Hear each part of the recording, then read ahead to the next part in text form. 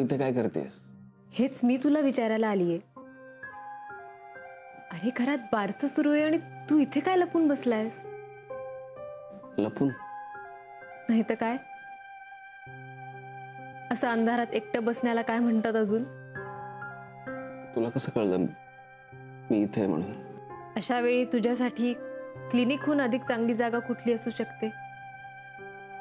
चांगली जागा नाही तर काय? जिथे एकटा असलास तरी तुला सेफ वाटेल. चल विक्रांत, सगळी वाट पाहतायत. मानसिक कशासाठी येऊ मी तिथे? अरे असं काय करतोयस? माझ्या पराभवाचा सोहळा सुरू आहे तिथे.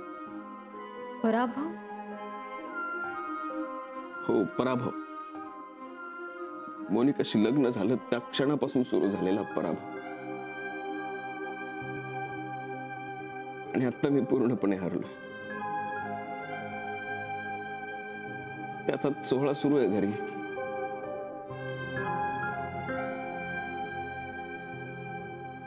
काय पाहतेस मानसी? माणुसकी म्हणून ज्या बाळाची जबाबदारी घेतली ते बाळ आता ईशा विक्रांत दळवी या नावानं ओळखलं जाणार आहे. हा माझा पराभव नाहीये का? की कुणीतरी भलत्याच मूल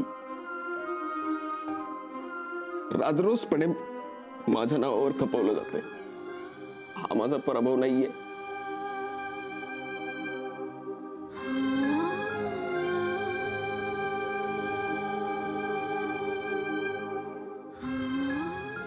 मोनिका त्या बाळाचा ढाल म्हणून उपयोग करते आणि माझ्यावर सतत वार करत असते. तो माझा पराभव नाहीये का?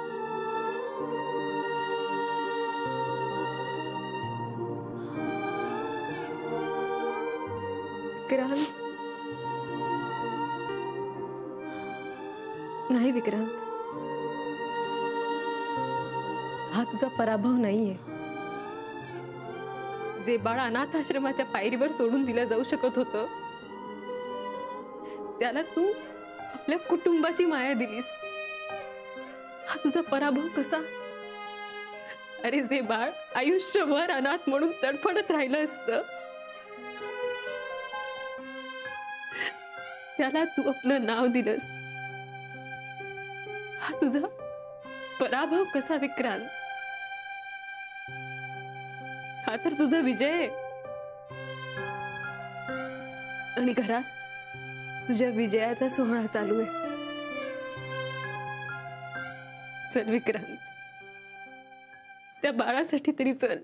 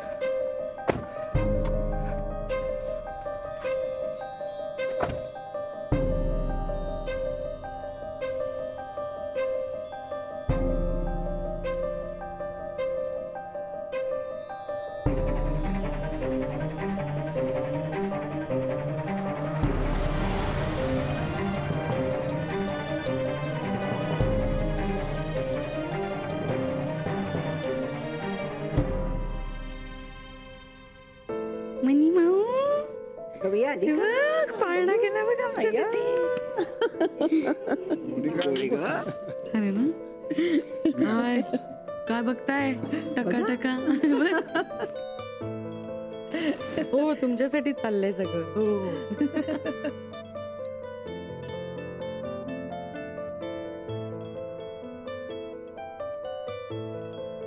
अजून किती वेळ लागणार ग? कधी संपणार हे? मला चेंबूरला जायचंय. अरे सर कुठे गेले पण? इथे मला केवढी भूक लागली माहितीये. पण सर आपल्या आधी निघालेले ना, मग राहिले कुठे? मला नाही माहिती कुठे ते. काय अपॉइंटमेंट वगैरे बोलले होते का? नाही, काहीच नाही. मालती, काहीतरी खायला मिळाल तर बघ, माझी गोळी घ्यायची वेळ झाली. गोबाई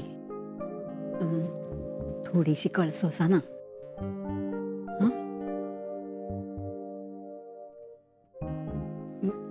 खरं सांगू का, मला ना आता काळजी वाटायला लागली. म्हणजे विक्रांतची गाडी वगैरे बिघडली नसेल ना? बहिणी येईल तो, असं का विचार करताय तुम्ही? येईल. अहो, आमचा सलील कुठे दिसत नाहीये. आणि मानसी हे हो संधी साधून कुठे सटकले का काय? अरे कमाल आहे हा मुलगा, माझ्याहून जास्त बेजबाबदार आहे. काय कोण आहे?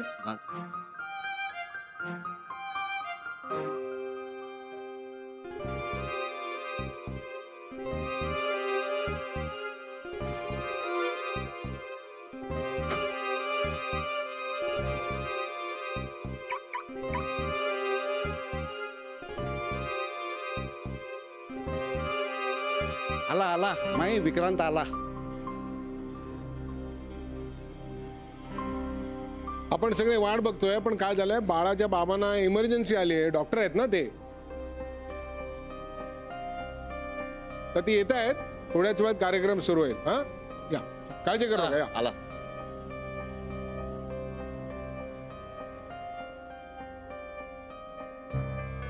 सॉरी, माझ्यामुळे तुम्हाला सगळ्यांना ताटकळत राहावं लागलं. इट्स ओके विक्रांत, असं होतं. चला सुरू करा. हा या. आजीकडे जायचं का?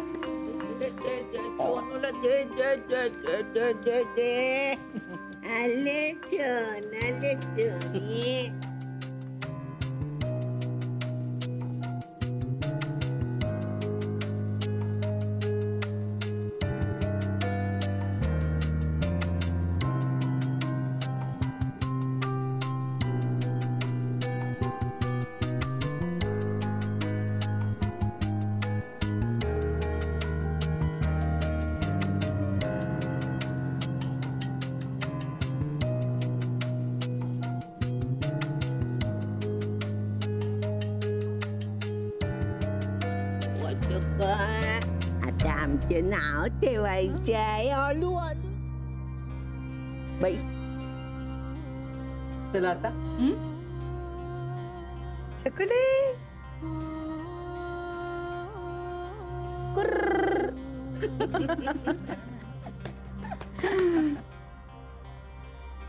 काय नाव ठेवलंस?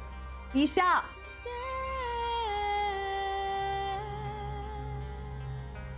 अरे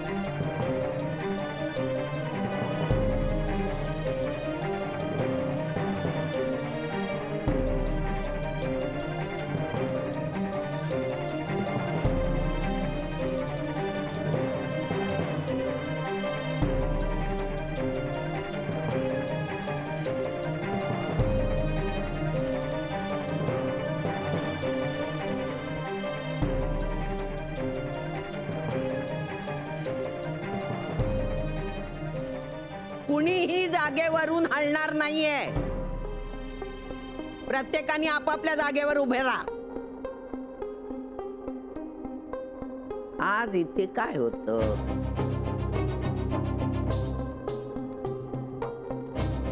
आजी ते चाचरू नकोस. मला सांग, आज इथे काय होतं?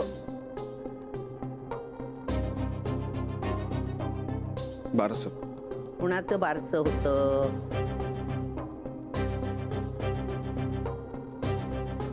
बोला डॉक्टर विक्रांत, कोणाचं बारसं होतं?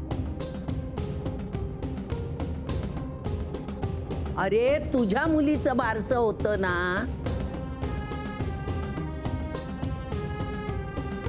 आजी नाही नाही, मला सांग, हॉस्पिटलमध्ये कुणी बाई अडली होती की कुणाच्या जीवन मरणाचा प्रश्न होता?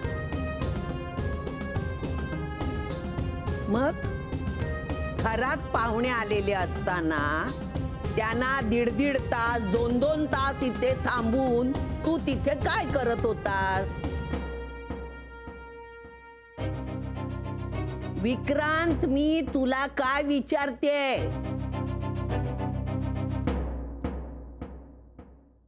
अरे तुझ्या मुलीच्या बारशाला तू... ती माझी मुलगी नाहीये.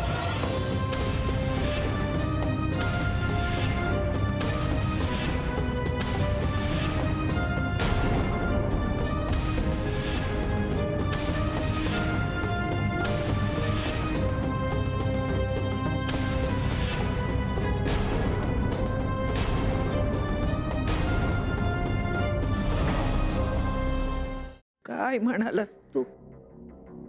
आजी काय म्हणालास तू? विक्रांत, माझ्याकडे बघून बोल. जिचं आज नाव ईशा ठेवलंय ती माझी मुलगी नाहीये.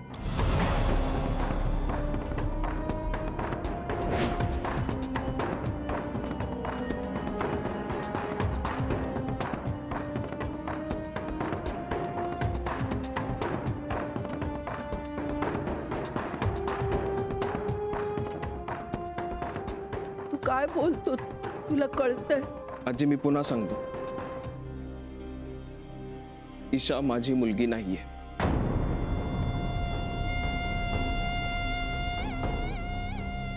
मग कुणाची आहे? मला नाही माहित.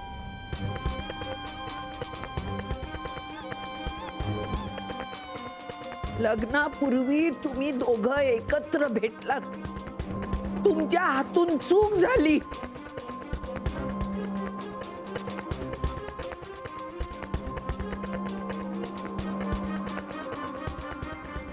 हे या मोनिकाने सांगितलं.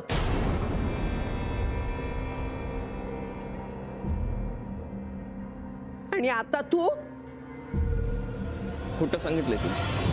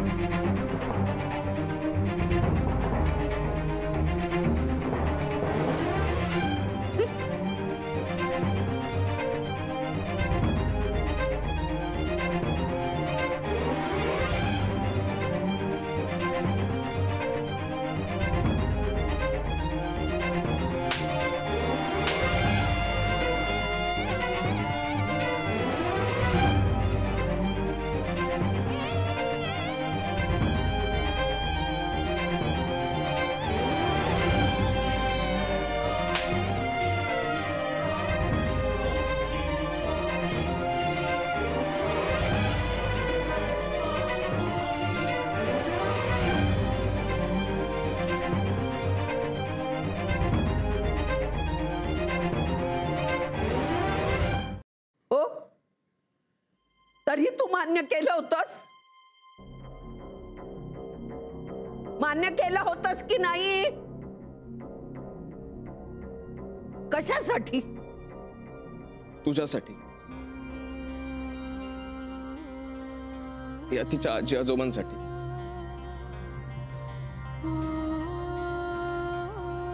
आणि या ईशासाठी सुद्धा. अरे आज हे ऐकण्याआधी आम्ही मेलो असतो ना तरी चाललं असतं. आता खरं खरं बोल, खरं खरं बोल, हे तुला केव्हा कळलं? लग्नाच्या दिवशी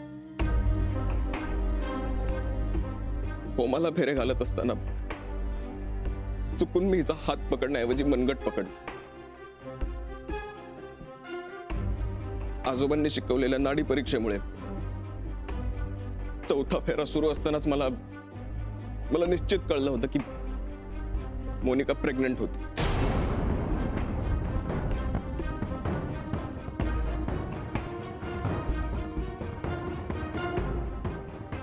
आजी प्लीज, आता मला सगळं सांगू दे. आपल्या घरात खोटं बोलणं हे महापाप समजलं जातं. असं असूनही मी गप्प राहिलो. मी खोटं बोललो, खोटं वागलो. त्यासाठी तुला हवी ती शिक्षा मला कर. पण मी असं का वागलोय हे एकदा ऐकून घे. कशा करता? कारण आता तरी हे सगळं तुला आणि सगळ्यांना कळायलाच हवं म्हणून. आणि मी जे काही वागलोय हा तुम्हा सगळ्यांच्या संस्काराचाच एक भाग आहे म्हणून.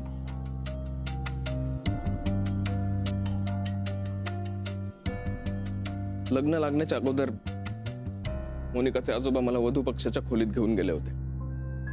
तिथे तिच्या बाबांच्या फोटो समोर ते खूप इमोशनल झाले. तेव्हाच माझ्या लक्षात आलं होतं की हे खूप हळवे आहेत. मी जर तेव्हा मांडवात तमाशा केला असता तर त्या धक्क्यानेच ते गेले असते अशी मला भीती वाटली.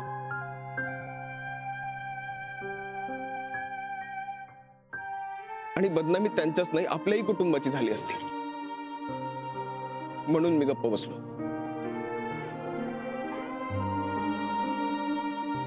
मला जर हे तेव्हा कळलंच नसतं आणि आम्ही हनीमूनला गेलो असतो तर मोनिकाचं हे पाप पचलं असतं. पण मला ज्या क्षणी कळलं की मोनिका प्रेग्नंट आहे त्या क्षणापासून आजपर्यंत मी तिला तसा स्पर्श कधीच केलेला नाही.